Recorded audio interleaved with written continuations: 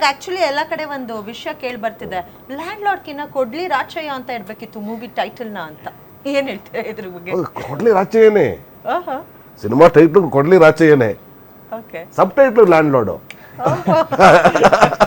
Brilliant answer. ಹೌದು sir, ಸಂಭಾಷಣೆಗಳ ಬಗ್ಗೆ, ಡೈಲಾಗ್ಗಳ ಬಗ್ಗೆ ಹೇಳಬೇಕಾದ್ರೆ, ಈಗ ಮಾಸ್ ಮೂವಿ ಅಂದ ತಕ್ಷಣ ಪಟಾರ್ ಪಟಾರ್ ಅಂತ ಡೈಲಾಗ್ಗಳು ಬರೋದು ಅದೊಂಥರ ಕಿಕ್ ಕೊಡುತ್ತೆ. ಸೊ ಈ ಥರ ಸಾಮಾಜಿಕ ಕಳಕಳಿ ಉಳ್ಳಂತಹ ಸಿನಿಮಾ ಅಂದಾಗ ತುಂಬ ಅಂದರೆ ತುಂಬ ಕಾನ್ಸಂಟ್ರೇಟ್ ಮಾಡಬೇಕಾಗುತ್ತೆ ಡೈಲಾಗ್ ಮೇಲೆ. ಹೇಗಿತ್ತು ಆ ಪ್ರೆಷರ್ ತಮಗೆ? ಸಬ್ಜೆಕ್ಟ್ ಸೂಕ್ಷ್ಮ, ಏಕೆಂದರೆ ಒಂದು ತಕಡಿನ ಬ್ಯಾಲೆನ್ಸ್ ಮಾಡೋ ಥರ ಆಗಿತ್ತು. ಒಂದು ಸ್ವಲ್ಪ ಈ ಕಡೆ ಹಾಕಿದ್ರು ಇದಾಗೋಯ್ತು. ಸೊ ಶ್ರೀಕಾಂತ್ ಗೊತ್ತು ಆ ಕಷ್ಟ. ನನಗೆ ಪ್ಲ್ಯಾಟ್ಫಾರ್ಮ್ ಹಾಕ್ಕೊಡೋರು ಶ್ರೀಕಾಂತ್, ಇಷ್ಟು ಬೇಕು ಸರ್, ಇದರಲ್ಲಿ ಏನು ಆಟ ಆಡ್ಬೋದು ಅಂತ. ಸೊ ಕೋ ಡೈರೆಕ್ಟ್ರಾಗೂ ಕೆಲಸ ಮಾಡಿದ್ದಾರೆ ಶ್ರೀಕಾಂತ್. ಸೊ ನನಗೆ ನೀಟಾಗಿ ಇದೇ ಬೇಕು ಅನ್ನೋದು, ಮತ್ತು ಎಂಥ ಪಾತ್ರವರ್ಗ, ಮಿತ್ರ ಅವರು, ಶಿಶಿರು, ಮತ್ತು ಕೊಡ್ಲಿ ರಾಚಯ್ಯ. ಹಿಂದಿನ ಸಿನಿಮಾಗಳು ಪಕ್ಕಾ ಮಾಫಿಯಾ, ಯಾವುದು ಭೀಮಾ ಆಗಿರಲಿ, ಸಲಗ ಆಗಿರಲಿ, ಆ ಶೇಡ್ ಬಿಟ್ಟು ಇಲ್ಲಿಗೆ ಬರಬೇಕು. ಅಲ್ಲಿ ತೆಲುಗಲ್ಲಿ ಎಂಟೈರ್ ಆ್ಯಂಟಿ ಇದು ರೋಲು, ಪಕ್ಕಾ ವಿಲನ್ನು. ಈ ಕಡೆ ಬಂದು ಸಂವಿಧಾನ, ಅಕ್ಷರ, ಮಮತೆ, ಮಗಳು. ಸೊ ಮತ್ತು ಏಜ್ಡ್ದು ಗೆಟಪ್ ಬೇರೆ ಹಾಕೋಬೇಕು, ಯಾವುದು ಇದಲ್ಲ, ಅವರೇ ಬಿಯರ್ಡ್ನ ಬೆಳೆಸಿ ಮಾಡಿದ್ದು. ಮತ್ತು ಮಣ್ಣಿನ ಕತೆಗಳಿಗೆ ಸಾರ್ ಹೇಳ್ದಂಗೆ ಜಡೇಶ್, ಈ ಸಿನಿಮಾ ನಾವು ಏನಕ್ಕೆ ಇದ್ರ ಬಗ್ಗೆ ತುಂಬ ಮಾತಾಡ್ತೀವಿ ಅಂದರೆ, ಈ ಕತೆಗಳು, ಇಂಥ ಕತೆಗಳು ಸಿನಿಮಾಗಳಾದಾಗ ಇನ್ನೊಂದಷ್ಟು ಮಣ್ಣಿನ ಕತೆಗಳು ಸಿನಿಮಾಗಳಾಗ್ತವೆ. ಎಲ್ಲರ ಬಾಯಲ್ಲೂ ರೆಗ್ಯುಲರ್ ಸಿನಿಮಾ ಅಂತೆ, ಏನಂತ ಇದಲ್ವಂತೆ ಅನ್ನೋದ್ರ ಮಧ್ಯೆ ಈ ಥರದ್ದೊಂದು ವಿಶೇಷವಾದ ಸಿನಿಮಾ ಬಂದಾಗ ಮತ್ತು ಎಲ್ಲ ಕಡೆ ಚರ್ಚೆಗಳಾಗ್ತಾಯಿದೆ. ಯಾವಾಗಲೂ ಒಂದು ಸಿನಿಮಾ ಈಚೆ ಚರ್ಚೆ ಆಗಬೇಕು. ಥಿಯೇಟ್ರ್ ಕಾಂಪೌಂಡಲ್ಲಿ ಸ್ಕ್ರೀನ್ ಮುಂದೆ ಮಾತಾಡೋದಲ್ಲದೆ ಈಚೆ ಮಾತಾಡಿದಾಗ ಇದರಲ್ಲಿ ಏನೋ ಇರುತ್ತೆ ಅಂತ.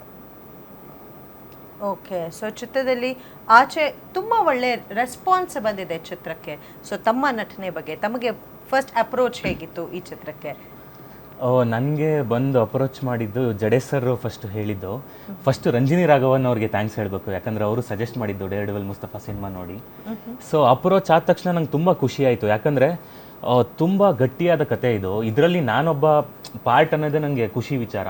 ಮತ್ತು ಅಫ್ಕೋರ್ಸ್ ಮಾಸ್ತಿಯವರಾಗಿರ್ಬೋದು, ಅವ್ರ ಜೊತೆ ಕೊಲಾಬ್ರೇಷನ್ನು, Mitra sir, Vijayanna, Raj B Shetty sir, Rachita Ram ಅವರು, ಇಷ್ಟು ದೊಡ್ಡ ಲೆಜೆಂಡ್ರಿ ತಾರಾಬಣದ ಜೊತೆ ಕೊಲಾಬ್ರೇಟ್ ಆಗೋದೇ ಒಂದು ಅದೃಷ್ಟ.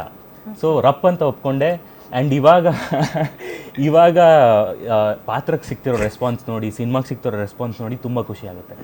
ಓಕೆ, ಸೊ ಈ ಕನ್ನಡ, ಈ ಚಿತ್ರದಲ್ಲಿ ಬಳಸಿರುವಂಥ ಸಂಪೂರ್ಣ ಕನ್ನಡ ಡೈಲೆಕ್ಟ್ ಇದೆಯಲ್ಲ, ಅದ್ರ ಬಗ್ಗೆ ಮಾತಾಡಲೇಬೇಕು.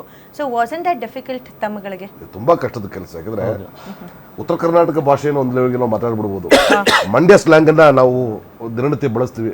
ಮೈಸೂರು, ಮಂಗಳೂರು ಸ್ಲ್ಯಾಂಗ್ ಎಲ್ಲವೂ ಕೂಡ ಮೊದಲ ಬಾರಿಗೆ ನನಗೆ 3ನೇ ಕೃಷ್ಣಪ್ಪ ಅನ್ನೋ ಸಿನಿಮಾದಲ್ಲಿ ಅದನ್ನು ಕೋಲಾರ ಸ್ಲ್ಯಾಂಗನ್ನು ಬಳಸಿದರು, ಭಾಳ ಅದ್ಭುತವಾಗಿ ಬಳಸಿದರು. ಅದಾದಮೇಲೆ ಇಡೀ ಕೋಲಾರ ಸ್ಲ್ಯಾಂಗನ್ನು ಮಾಡೋದಕ್ಕೆ, ಅದನ್ನು ಬರವಣಿಗೆಯಲ್ಲಿ ತರೋದಕ್ಕೆ ಶ್ರೀಕಾಂತ್ ಅವರು, ನಮ್ಮ ಮಾಸ್ತಿಯವರು, ಜೊತೆಗೆ ಮಂಜು ಅವರು ಇದ್ದಾರೆ. ಅವರು ಕೋಲಾರದವರೇ ಆಗಿರೋ ಕಾರಣ ನಮಗೆ ಆ ಸಣ್ಣ ಸಣ್ಣ ನನ್ಕ ನಿನ್ಕ ವಿದ್ಯೆಗಳು, ಅಪ್ಗಳು, ಅದನ್ನೆಲ್ಲ ಎಲ್ಲೂ ಹಾಸ್ಯಾಸ್ಪದ ಆಗದ ರೀತಿಯಲ್ಲಿ, ಅಲ್ಲಿಯ ಭಾವನೆಗೆ ಧಕ್ಕೆ ಆಗದ ರೀತಿಯಲ್ಲಿ ಆ ಭಾಷೆಯನ್ನು ಬಳಸ್ಕೊಂಡಿದ್ದಾರೆ. ಅದು ದೊಡ್ಡ ಒಂದು ಶಕ್ತಿ. ನಿಜವಾಗ್ಲೂ ಮಂಜು ಅವರಿಗೆ ಆಲ್ ಕ್ರೆಡಿಟ್ಸ್ ಹೋಗ್ಬೇಕು ಇದ್ರದ್ದು. ಮತ್ತೆ ವಿಜಯ್ ಸರ್ಗೆ ಅವರು ಆನೇಕಲ್ ಭಾಗದವ್ರು ಆಗಿರೋ ಕಾರಣ ವಿಜಯ್ ಸರ್ಗೆ ಬಹಳ ಈಸಿ ಅದು. But Vijay sir yellow dialogue ಹೇಳ್ತಿದ್ದಾರೆ ಅಂತ ನಮ್ಗೆ ಅನಿಸ್ತಾ ಇರಲಿಲ್ಲ. ಅವ್ರು ಜೀವಿಸ್ಬಿಟ್ಟಿದ್ದಾರೆ ಅದನ್ನ. ಅದು ಪಾರ್ಟ್ ಆಫ್ ಅವ್ರ ಲ್ಯಾಂಗ್ವೇಜ್ ಆದ ಕಾರಣ ಇರುತ್ತೆ. ಈಗ ಇಲ್ಲಿ ಮಳೆಗಳು ಬೀಳ್ತಾವೆ, ಅಪ್ಪ ಆಲಿಕಲ್ಲುಗಳು ಬೀಳ್ತಾ ಇತ್ತು, ಪೌ ಇಲ್ಲಿ ಜಾಮಗಳಾಗೈತೆ ಅಂದ್ರೆ ಎಲ್ಲದಕ್ಕೂ ಫುಲ್ ಖುಷಿ, ಫ್ರೀಡಮ್. ಮುದ್ದೆ ತಿನ್ರಿ ಅಂತ ಹೇಳಲ್ಲ, ಮುದ್ದುಗಳು ತಿನ್ನಪ್ಪ, ಇವರು ಎಲೆಗಳು ನೋಡು. ಮಿತ್ರ ಸರ್, ಮಂಗಳೂರು ಕನ್ನಡ, ಬೆಂಗಳೂರು ಕನ್ನಡ, ಅದ್ರ ಜೊತೆ Kolar Kannada, how it was sir? ನನಗೆ ಪ್ರಾಕ್ಟೀಸ್ ಜಾಸ್ತಿ. ನಾನು ಮೊದಲೇ ಫಸ್ಟ್ ಬಂದ ತಕ್ಷಣ ಸೀನ್ ಪೇಪರ್ ತಗೋತಾ ಇದ್ದೆ.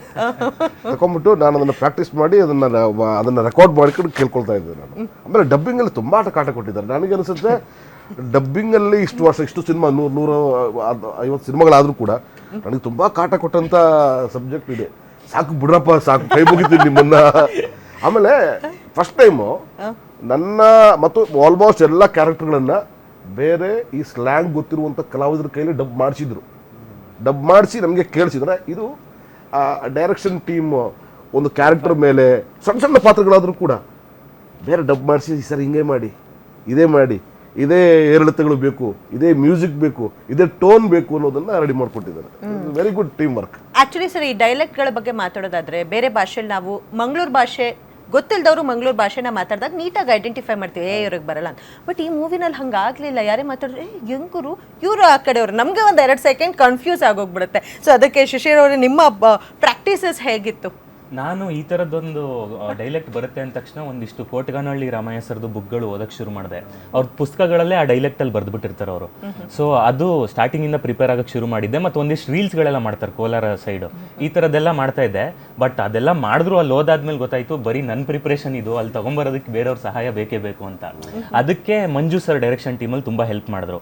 ಅಂದರೆ ಒಂದಿಷ್ಟು ಕಡೆ ಸ್ಲ್ಯಾಂಗ್ ಬಂದರೆ ಎಮೋಷನ್ ಬರಲ್ಲ, ಎಮೋಷನ್ ಬಂದರೆ ಸ್ಲ್ಯಾಂಗ್ ಬರಲ್ಲ, ಈ ರೀತಿ ಎಲ್ಲ ಆಗೋದು. ಸೊ ತುಂಬ ಅದು ಟ್ರಯಲ್ ಆ್ಯಂಡ್ ಎರರ್ ಮಾಡಿ ಗಳಿಸ್ಕೊಂಡಿದ್ದು ಆ ಥರ ಒಂದು ಡೈಲೆಕ್ಟ್ನ. ಕ್ರಿಕೆಟ್ ಆಡಕ್ಕೆ ಇಲ್ಲಿನವ್ರು ಇಂಗ್ಲೆಂಡ್ಗೆ ಹೋದ್ರೆ ಒಂದು ವಾರದ ಮುಂಚೆ ಹೋಗ್ತಾರೆ. ಯಾಕೆ ಅಂದ್ರೆ ಕ್ಲೈಮೇಟ್ ಸೆಟ್ ಆಗಬೇಕು, ಏಕ್ದಮ್ ಹೋಗಿದ ತಕ್ಷಣ ಆಡಲ್ಲ. ಸೊ ಅಂದ್ರೆ ಈ ಹೊಸ ಕಲಾವಿದರು, ಯುವ ನಾಯಕರು ಅದೊಂದು ಪ್ರಿಪರೇಷನ್ ಬೇಕು. ನಾನು ಹೊಡೆದಾಕ್ಬಿಡ್ತೀನಿ ಕ್ಯಾಮ್ರಾ ಮುಂದೆ, ಅದಲ್ಲ. ಈಗ ನಾನು ಮಿತ್ರ ಸರ್ ಅವ್ರು ನೋಡಿದ್ದೀನಿ, ಅವ್ರು ಲ್ಯಾಂಡ್ ಲಾರ್ಡಲ್ಲಿ ಮಾಡೋವಾಗ್ಲಿಂದಲೂ ಎಲ್ಲೇ ಈಚೆ ಸಿಕ್ಲಿ ಆ ಸಿನಿಮಾ ಬಗ್ಗೆ ಮಾತಾಡೋರು, ಆ ಸಿನಿಮಾ ಕ್ಯಾರೆಕ್ಟರ್ ಬಗ್ಗೆ ಮಾತಾಡೋರು. ಅಂದರೆ ಅದೊಂದು ನಾನು ಸೀನಿಯರು, ನಾನೇನು ಪೇಮೆಂಟ್ ಕೊಡ್ತಾರೆ ಮಾಡ್ಕೊಂಬರ್ತೀನಲ್ಲ, ಆ ಪ್ರೀತಿ ಇದೆಯಲ್ಲ, ಆ ಸಿನಿಮಾ ಬಗ್ಗೆ ಮಾತಾಡಬೇಕು, ಈ ಸಿನಿಮಾ ಮನೆಗಳು ತಲುಪಬೇಕು.